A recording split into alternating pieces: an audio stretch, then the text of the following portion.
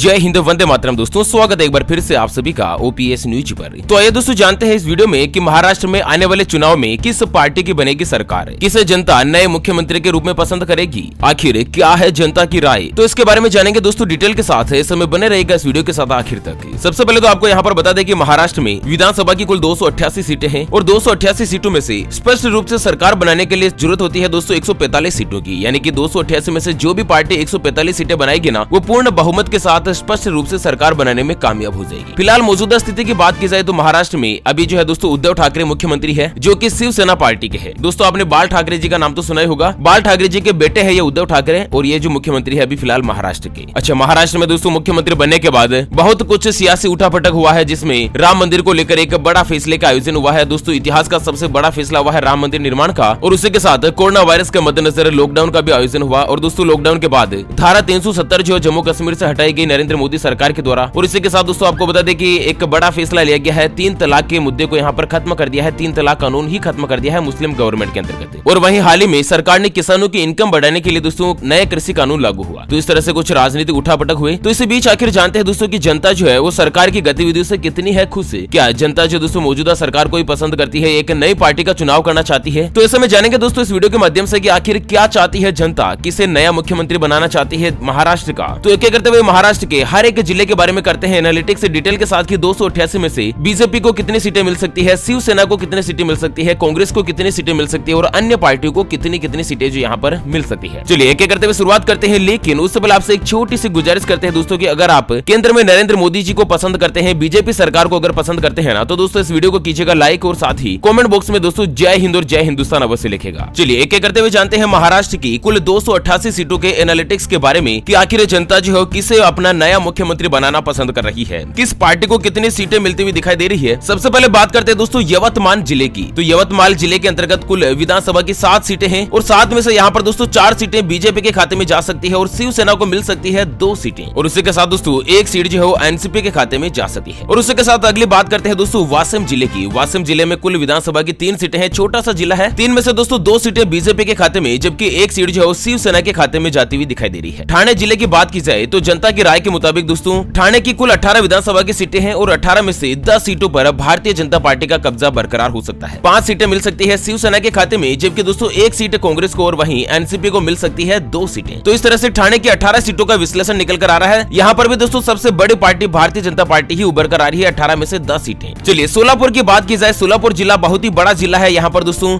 जो हाथ से बने औजार होते हैं ना, उसका यहाँ पर बहुत ही बड़ा महत्व होता है। अलग अलग राज्यों से कारीगर वगैरह यहाँ पर काम करते हैं। सोलापुर की बात की जाए तो विधानसभा की कुल 11 सीटें हैं, और 11 में से जनता की राय के मुताबिक दोस्तों बीजेपी को मिल सकती है 7 सीटें, शिवसेना के खाते में जा सकती है 3 सीटें, जबकि दोस्तों 1 सीट जो एनसीपी के खाते में जाती हुई दिखाई दे रही है। और उसी के साथ सिंधुदुर्ग जिले में 3 सीटें हैं विधानसभा की, और 3 में से बीजेपी को 2 सीटें मिल सकती है, और शिवसेना को 1 सीट मिलती हुई दिखाई दे रही है। फिलहाल कांग्रेस और एनसीपी को जनता की राय के मुताबिक यहाँ पर एक भी सीट जो है दोस्तों मिलती हुई दिखाई नहीं दे रही है। और उसी के साथ सतारा जिले की बात की जाए तो दोस्तों सतारा जिले में विधानसभा की 8 सीटें हैं। सबसे पहले दोस्तों आपको बता दें कि महाराष्ट्र में आप किस पार्टी को यहाँ पर चुनाव जितवाना पसंद कर रहे हैं, कौन सा आपका फेवरेट मुख्यमंत्री, आप किसे अपना मुख्यमंत्री पद का दावेदार मान रहे हैं। दोस्तों आप अपनी राय और विचार हमें वीडियो के नीचे कमेंट बॉक्स में जरूर बताएगा। और हाँ, अगर ओपीएस न्यूज चैनल को पहली बार देख रहे हैं ना इस वीडियो को, तो दोस्तों इस वीडियो के नीचे एक लाल बटन दिया गया होगा सब्सक्राइब वाला बटन, उसे दबाकर चैनल को सब्सक्राइब कर लीजिएगा, और पास वाले घंटी के बटन को भी दबा दीजिए, ताकि आप रह पाएंगे दिन भर की काम की और लेटेस्ट जानकारी से हमेशा अपडेट। दोस्तों सतारा जिले में 8 सीटें हैं विधानसभा की, और 8 में से 4 सीटें बीजेपी को, और 3 सीट जो है ना वो दोस्तों शिवसेना के खाते में जाती हुई दिखाई दे रही है। और उसी के साथ 1 सीट पर एनसीपी पार्टी जो है ना वो दोस्तों जीत का कब्जा कायम कर सकती है। और वहीं सांगली जिले की बात की जाए तो सांगली में 8 विधानसभा की सीटें हैं, और 8 में से 5 सीटों पर भारतीय जनता पार्टी, 2 सीटों पर दोस्तों शिवसेना, और वहीं 1 सीट पर कांग्रेस पार्टी जो जीत का खिताब अपने नाम कर सकती है। रत्नागिरी जिले की बात की जाए, रत्नागिरी जिले में 5 सीटें हैं विधानसभा की, और 5 में से 4 सीटों पर भारतीय जनता पार्टी की जीत का कब्जा बरकरार हो सकता है, जबकि 1 सीट जो है ना दोस्तों यहाँ पर रत्नागिरी जिले में शिवसेना के खाते में जा सकती है। और वहीं रायगढ़ जिले की बात करें तो रायगढ़ जिले में 7 सीटें हैं विधानसभा की, और दोस्तों 7 में से 5 सीटों पर यहाँ पर भी भारतीय जनता पार्टी का कब्जा बन सकता है। 2 सीटों पर शिवसेना जो दोस्तों फिर से जीत का खिताब अपने नाम रखवा सकती है। और उसी के साथ पुणे जिले की बात की जाए, पुणे जिला जो है ना जिसको पहले पुणे बोला जाता था, तो पुणे जिले के अंतर्गत